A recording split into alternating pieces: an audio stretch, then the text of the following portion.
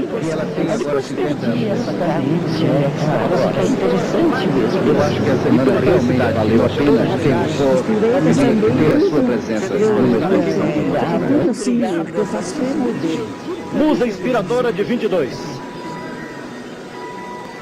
Uma das pessoas mais importantes, uma das grandes personalidades da semana de 22. Feliz por estar aqui, Tarcísio? Muito obrigada, sabe? Isso é muito gentil também de ter vindo.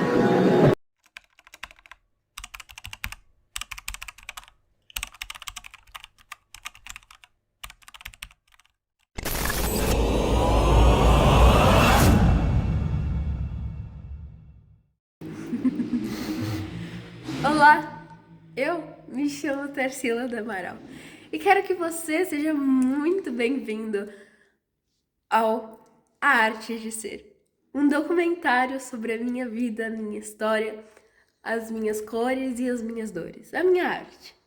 Bem, tudo começa 1º de setembro de 1886, quando eu vim ao mundo. Eu nasci em uma pequena cidade de São Paulo, Capivari. Para quem não conhece, Capivari é uma cidadezinha bem pequena. Mas bem, eu nasci em uma família de classe média alta. Então, minha infância inteira não me faltaram recursos financeiros. Eu me lembro de não precisar me preocupar tanto com a questão do dinheiro. Consegui estudar artes tranquilamente, pude escolher o que eu queria e não por necessidade de trabalhar. Mas me faltou um recurso, um amor que me avassalou, que me deixou com uma dor, um nó na garganta. Porque toda garotinha gosta e é ligada ao seu pai. Mas eu não tive um pai na minha infância e na minha adolescência, em toda a minha vida. Eu não cresci com meu pai, eu não tive um pai. Mas ainda assim, foi uma infância boa. Eu fui uma criança feliz, porque desde muito nova eu encontrei a arte. E eu me achei em cada traço, em cada cor, em cada mínimo rabisco. Então, em 1906, eu simplesmente me tornei uma viajante. Fui para a Europa e lá eu me apaixonei. Eu conheci lugares incríveis aos quais eu fiquei encantada. Eu conheci a arte de outra visão. Eu fiquei esplendidamente apaixonada por Portugal, por Marrocos, pela Itália. Mas então retornei ao Brasil, porque, bem, nenhum europeu faz uma boa caipirinha como um brasileiro. E eu sou apaixonada pelas caipirinhas brasileiras. Mas, anos depois, volto à Europa. Dessa vez para Paris. E estudo arte novamente. Enfim, tenho uma visão um pouco mais madura sobre a arte. E nesse meio tempo em que eu fui para a Europa, conheci grandes artistas como Pablo Picasso. Eu tive a honra de conhecer o grande homem pessoalmente, que influenciou e influencia até hoje minhas obras com o movimento do cubismo. Então, Eu fiquei com os olhos brilhantes ao vê-lo, mas retornei ao Brasil novamente assim que terminei meus estudos, pois aqui é meu lar. E então, a semana de 22, a tão falada semana de 22. Bem, conheci artistas incríveis como Anitta Malfatti, me aproximei dela após as críticas que ela recebeu de um ex-amigo meu, do qual eu era bem próxima, mas ele foi muito duro com ela e com todos os artistas envolvidos na Semana da Arte Moderna. E, bem, nós fizemos história. Revolucionamos a arte brasileira e trouxemos ao Brasil algo nunca visto antes. A arte viva e colorida como ela deve ser. A arte modernista e livre de rédeas acadêmicas. Bem, eu tive 2 amores na minha vida. Um deles, eu tive uma filha com ele. Mas acabei me separando. E o segundo amor, talvez tenha sido o grande amor da minha vida, mas...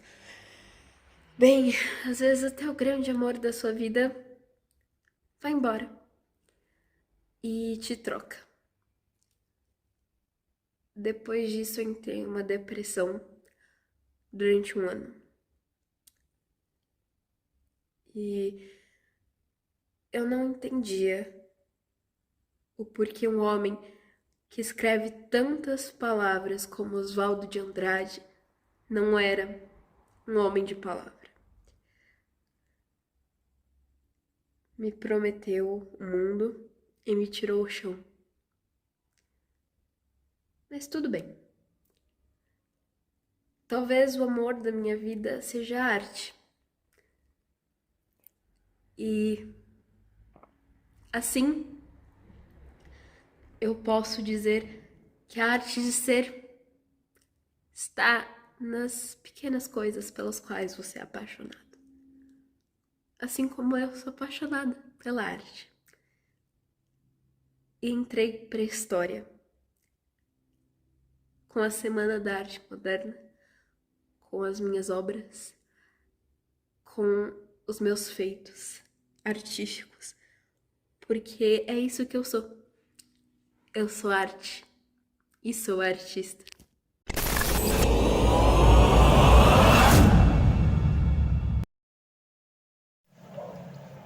Tarsila do Amaral, uma das principais artistas brasileiras do século XX, nasceu em Capivari, no estado de São Paulo, em 1886, precisamente em 1º de setembro. Após estudar na Academia Roulin, em Paris, onde entrou em contato com o cubismo, Tarsila do Amaral, em 1922, retorna ao Brasil para se tornar uma das figuras centrais do movimento modernista. Tarsila enfrentou críticas e resistência, mas também conquistou muitos admiradores que reconheciam a autenticidade de suas obras e também a representação da cultura brasileira. Tarsila foi um dos pioneiros do modernismo e também uma das artistas mais influentes que tivemos no Brasil. Suas obras mais famosas incluem a Bapuru e a Negra. Suas viagens pelo mundo contribuíram para sua arte. Além de deixar suas contribuições artísticas, Tarsila participou de debates políticos e culturais, defendeu a valorização da cultura nacional e a emancipação da mulher na arte. Tarsila recebeu vários prêmios e reconhecimento ao longo de sua carreira, e o seu legado continua a inspirar milhares de artistas brasileiros. Tarsila faleceu em 1973, deixando um legado importantíssimo na arte brasileira. Sua originalidade, uso de cores e expressões da identidade cultural brasileira sempre foram valorizados, e seu legado sempre foi passado de gerações posteriores de artistas.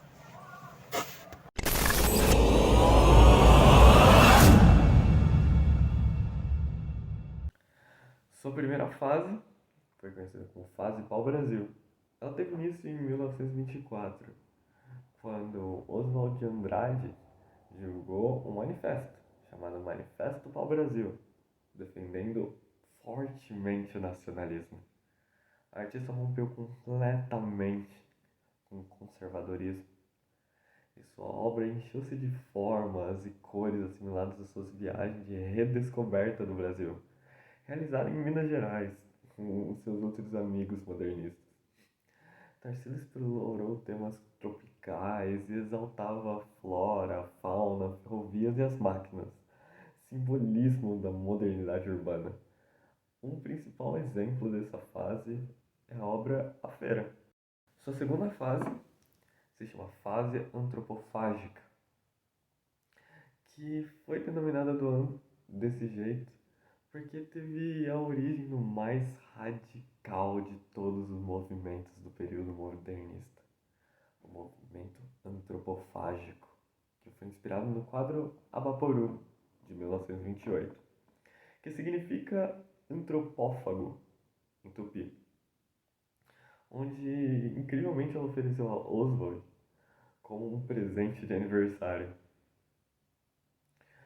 Os partidários da época de um primitivismo crítico, os antropófagos, eles propunham que a cultura estrangeira fosse aos poucos, de certa forma, devorada, mastigada aos poucos, aproveitando as suas inovações artísticas, porém sem perder a nossa identidade cultural. O principal quadro dessa época, se não o mais conhecido dela, é o Abaporu. Sua terceira fase, mas não a menos importante, é a fase social. A terceira e a última fase da obra de Tarsila foi denominada social. Ela teve início em 1933, com a obra Operários, onde está altamente voltada para temas sociais da época, mostrando as situações dos trabalhadores, de como eram os empregos da época, de como era a sociedade naquela época.